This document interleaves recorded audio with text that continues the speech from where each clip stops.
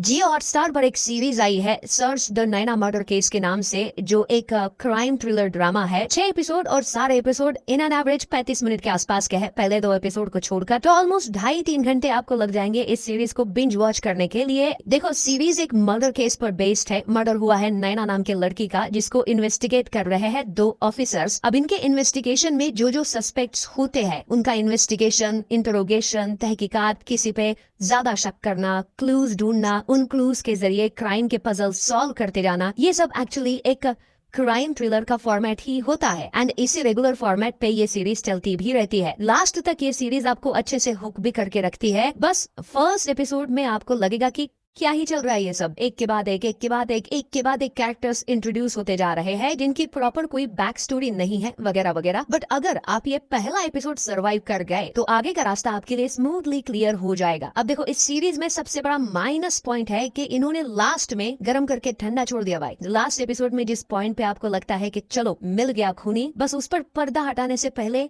Series खत्म। And आपके मुंह पे ये सीरीज बोलती है फंदे को, फंदे को मत तो ना दो क्या।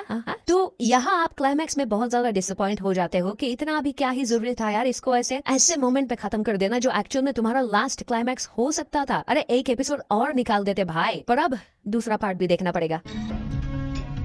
देखो, इस सीरीज का एंगेजमेंट वैल्यू तो है, एक्टर्स ने बढ़िया परफॉर्म किया है। बीच बीच में उन 2 ऑफिसर्स के बीच में जो नोक झोंक चलती रहती है, उसमें यूज किए गए डायलॉग्स काफी डार्क ह्यूमर भी क्रिएट करते हैं। तो कभी ऐसी बातें समझाने की कोशिश करते हैं जो रियल लाइफ का डीप नॉलेज आपको दे जाए। तो डायलॉग्स तो बहुत अच्छे लिखे गए हैं। बाकी परफॉर्मेंस वाइज सबने बढ़िया काम किया है। Konkona Sen Sharma as always good acting, but जितना तुम एक्सपेक्ट करोगे उस एक्ट्रेस से, उससे ज्यादा कुछ एक्स्ट्रा ऑर्डिनरी नहीं एक्ट किया है, क्योंकि वो स्कोप नहीं था उनके कैरेक्टर प्रेजेंटेशन में। लेकिन आपको विक्टिम के फादर का रोल जिन्होंने प्ले किया है, उनकी एक्टिंग ज्यादा पसंद आएगी। इस स्टोरी में बहुत सारे लेयर्स है कैरेक्टर वाइज, जो धीरे धीरे खुलते जाते हैं। एंड यही धीरे धीरे खुलना शायद आपको लेंथ वाइज परेशान भी करे। पर्सनली मुझे इस सीरीज के लेंथ से जरा भी प्रॉब्लम नहीं है, क्योंकि अल्टीमेटली ये अपना सस्पेंस थ्रिलर वाला काम कर जाती है, ऑडियंस को डाउट में रखने वाला। But anyways, it's not extra ordinary, लेकिन खराब तो बिल्कुल भी नहीं है। बिल्कुल आप अच्छे से टाइम पास कर लोगे, इतना तो पोटेंशियल है। बाकी वल्गर एक्ट वगैरह नहीं है, बस कुछ रैंडम सी गालियां जरूर है जो